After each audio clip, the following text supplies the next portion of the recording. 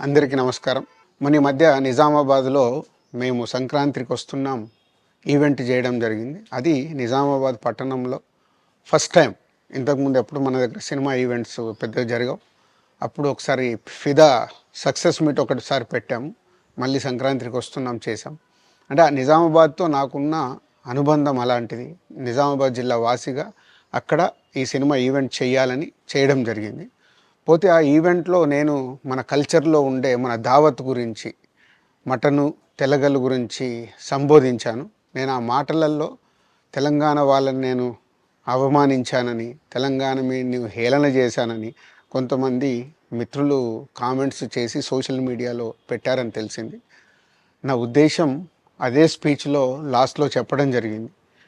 తెలంగాణ మన కల్చరు, మన దావత్తు నేను మిస్ అవుతున్నాను. సంక్రాంతికి 2 సినిమాలు రిలీజ్ అయ్యాక మన తెలంగాణ కల్చర్ దావత్‌ని నాకు చేసుకోవాలని ఉందని. సో, మన కల్చర్‌ని అభిమానిస్తాను నేను. అదే అర్థం చేసుకోకుండా దాన్ని కొందరు సోషల్ మీడియాలో రాద్ధాంతం చేస్తున్నారని తెలిసింది. నిజంగా మీరందరూ ఆ మాట వల్ల ఏదైనా హర్ట్ అయి ఉంటే నన్ను క్షమించండి. ఎందుకంటే నా ఉద్దేశం అది కాదు. ఎందుకు చెప్తున్నానంటే నేను నిజామాబాద్ జిల్లా బాన్సువాడలో ఫిదా అనే సినిమా షూటింగ్ చేసి ప్రపంచవ్యాప్తంగా ఆ ఫిదా సినిమా ఎంత అప్లాజ్ వచ్చింది. భానుమతి క్యారెక్టర్కి, మన తెలంగాణలో ఉండే కల్చర్కి ఆ సినిమా ఎంత ఒక ఫ్యామిలీ ఎమోషన్స్కి ఎంత విలువ ఇస్తామనేది చెప్పడం జరిగింది ఆ సినిమాలో. అది ప్రపంచవ్యాప్తంగా ఫిదా సినిమా ఎంత పెద్ద హిట్ అయిందో మీ అందరికీ తెలుసు. అలాగే బలగం అనే సినిమా తీసినప్పుడు తెలంగాణ సమాజం మొత్తం మమ్మల్ని అభినందించింది. తెలంగాణ ప్రజలందరూ ఆ సినిమాను ఆదరించి ఇది మా సినిమా అని గుండెలకు హత్తుకున్నారు. అన్ని రాజకీయ పార్టీలు ఆ సినిమాని అప్రిషియేట్ చేస్తూ మమ్మల్ని ప్రతి ఒక్క స్టేజ్ దగ్గర తీసుకెళ్ళి అభినందించారు అన్ని రాజకీయ పార్టీలు. సో ఒక తెలంగాణ వాసిగా ఒక తెలంగాణని అభిమానించే నేను తెలంగాణని హేళన చేస్తానని ఎలా అనుకున్నారో నాకు తెలియదు. పోతే దాంట్లో ఏదైనా మీ కమ్యూనికేషన్లో తప్పుగా అర్థమైంటే నన్ను క్షమించండి. మీ మనోభావాలు ఆ కొందరు ఎవరైతే దెబ్బతిన్నాయని అనుకుంటున్నారో వాళ్ళందరికీ నా విజ్ఞప్తి, మీ మనోభావాలు దెబ్బతింటే నన్ను క్షమించండి.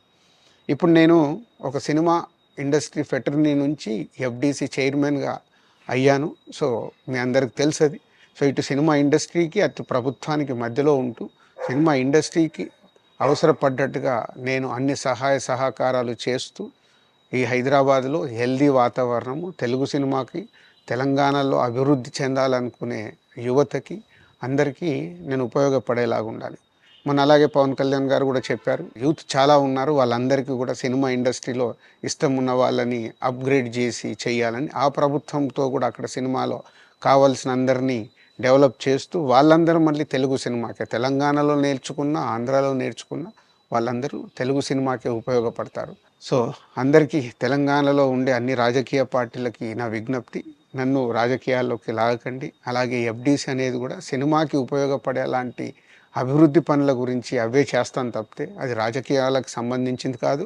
ఎఫ్డీసీ కానీ నేను కానీ సినిమాలకే ఉపయోగపడతాము. ఇది అన్ని రాజకీయ పార్టీలు అర్థం చేసుకొని ఫర్దర్గా నన్ను ఇలాంటి అవసరం లేని వీటిలోకి లాగకూడదు అని మీ అందరికీ, అన్ని రాజకీయ పార్టీలకు నా విజ్ఞప్తి.